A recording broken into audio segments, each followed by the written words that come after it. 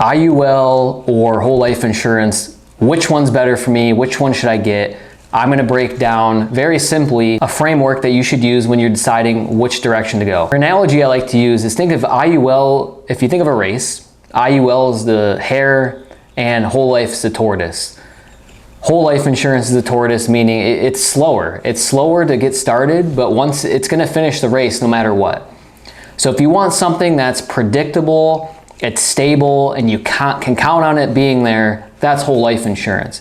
If you want something that might be a bit faster off the line or has the ability to run a lot faster and get higher returns in this context, that's the hare. But there's a good chance that it's not going to finish the race. It's going to get exhausted too soon, and the tortoise is going to slowly steamroll by it. And another way I like to look at whole life insurance, think of it as a freight train. I mean, it takes a while to get going, but once it gets going, I mean, there's nothing stopping it. So tortoise and hare, which one do you want? That's a big way to look at the difference. So now getting a little bit more technical, IULs, again, a big appeal to them over whole life insurance is the return potential, because you have the ability to tie your cash value to an index. And some of these indexes, let's just use this S&P 500 for example. I mean, the S&P 500 might have a great year. You might get, 12%, 15%. Now there's cap rates involved too, which is a ceiling on your gains. There are some that are uncapped, but there's a participation rate. So you have the ability to earn double digits with an IUL policy. Now the thing is, on the flip side with an IUL, what happens in a down year? Let's say the S&P 500 goes down 10%. Well, you're not going to lose any money due to market loss. You're going to have typically a 0% floor in place. So if the S&P went down 10%, you're going to get credited 0%, but you're still going to lose money in a down year. Because just because the S&P or the index your cash value is tied to went down, you're still going to have fees and charges taken out of the policy in a down year. And a lot of people don't talk about this. It's usually touted you cannot lose money in an IUL. You most definitely can, and that's when a down year occurs, because you have the cost of insurance and other fees and charges that come out of the policy regardless if it's up or down. So on the flip side, to compare it to whole life insurance, other than the early years of the policy, because no matter how you set these policies up, you're always going to take a hit on your money in the beginning. That's just the nature of it. They're front loaded with fees and charges. Now the whole life policy, if it's set up properly, you could see a break-even point between, depending on how aggressive you're funding it, between years 3 and 4, but 5 to 6 is pretty standard, I'd say. And what that means is your cash value exceeds the premium that you put into the policy. So why do I bring that up? It's because after you hit your break-even point with a whole life policy, as long as you're paying the base premium or your minimum premium, you're guaranteed to see cash value growth every single year for the rest of the policy. And that's just paying the minimum. So with whole life insurance, again, you're not gonna get that 10, 15% return potential, but as long as you're committed to your minimum premium at the very least, which I wouldn't recommend that, I'd recommend max funding it. But even if you paid the minimum, you're still guaranteed to see growth on the policy. With an IUL policy, even when you're max funding it and doing everything you need to do as a policyholder, you're going to see losses in a down year. So that's a big comparison there. Again, whole life insurance is predictable, it's stable. You can count on it every single year. That's why whole life insurance often gets compared to bonds, money market accounts, CDs, high yield savings accounts. It's really in that category. It's another fixed asset if you want to look at it like that. And if it's set up properly and it's consistently overfunded for a long period of time, it will outperform all of those different vehicles I just laid out. But you can't compare it to the stock market. It's not a stock market comparison. It's only fair if to compare it to anything would be other savings alternatives like I just mentioned. So again, whole life's not meant to compete with the stock market. Now, another thing I wanted to share is if you look at track record, this is the big one. IULs are fairly new. They came out in, I believe, 1997. Whole life insurance has been around for centuries. Whole life insurance has consistently performed over that period of time, over 100 plus years. Some of these insurance carriers, these mutual insurance carriers, have been around for 178 plus years. One in particular I'm thinking of. And the whole life products have always consistently delivered results.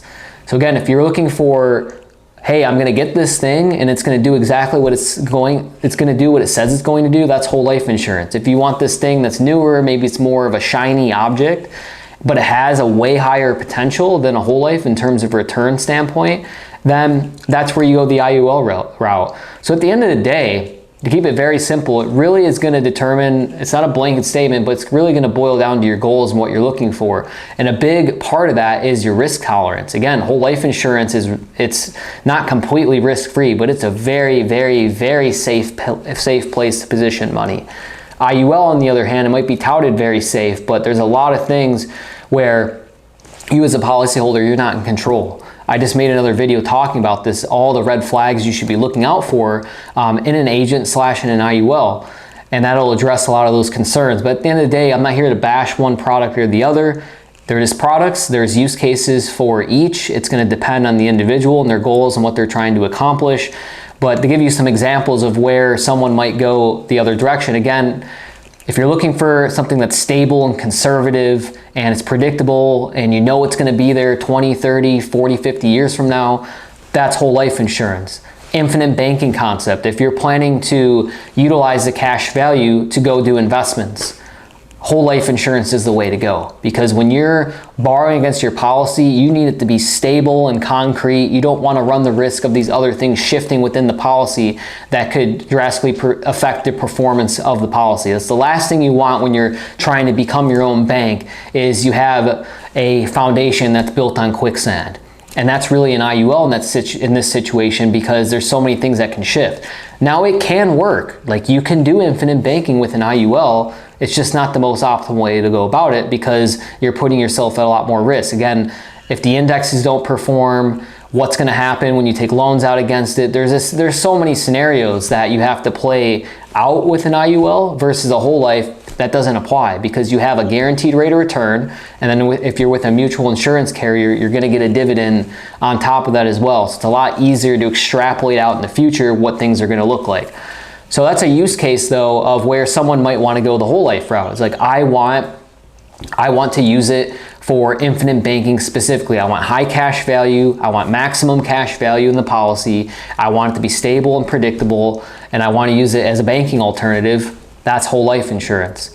IUL, where someone might want to use that, is, let's say they're a high income earner. They're already maxing out all other areas, Roth IRAs, traditional IRAs, 401ks, brokerage accounts. They're maxing out all these other retirement accounts, and they still have extra money, and they're like, hey, where else can I put it? That's where an IUL could come into play.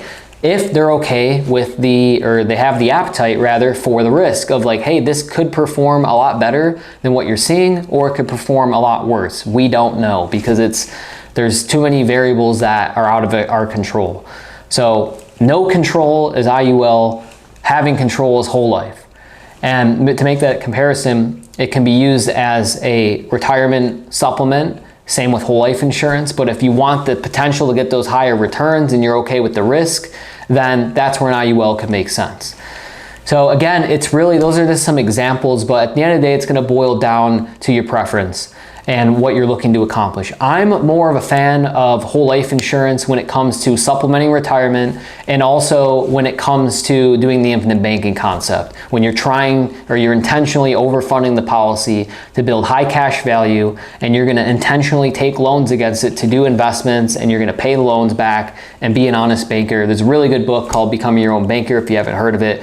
Highly suggest reading that if you're interested in the infinite banking content. I also have tons of other videos on the channel, but that's where I like whole life insurance better, because again, with retirement, I'm more in the boat of, I'm viewing this as a bond alternative, as a fixed asset alternative. So I want that, I need that to be something that's concrete and solid, and that's where whole life insurance shines. And whole life insurance isn't it's just a piece of the pie. It's not my retirement plan. And a lot of people will go this route as well. It's like they want it as a portion to the retirement plan. So for example, I have other videos on this. If the market drops, all of your market-based investments are down, you can borrow against the cash value of the whole life insurance policy to help supplement retirement income. So that's a great use case of it. So supplementing retirement income and the infinite banking concept, being your own bank is where I personally like whole life insurance better. And then where IULs shine, in my opinion, is if, again, if you just have the appetite for risk, because it's all hypothetical. Hope this gives you some value on which direction you're possibly wanting to go with this. And again, I'll leave one more thing on my opinion is, and this might help, is that I like, when it comes to insurance, like I don't want to have the risk of losing money. I'm already taking risk in investments, my business. Why would I want the possibility of losing money in an insurance product of all things? When I hear insurance, I think safe. It's something that I can count on.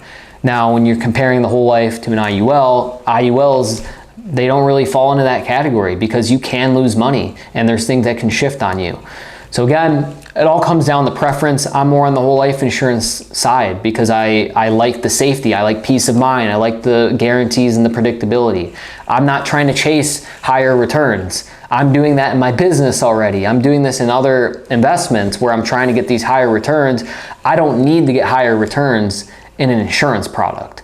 So that's just my 2 cents. Maybe that'll help you in terms of thinking about this and where you might want to go with this. But anyway, I hope you got value from today's video. If you have any questions, leave them in the comments below, or you can DM me on Instagram. My handle is at chris.zerafa. And then also, if you do want to book a call with me to discuss which route would make sense for you, IUL, whole life, we can absolutely have that discussion in further detail.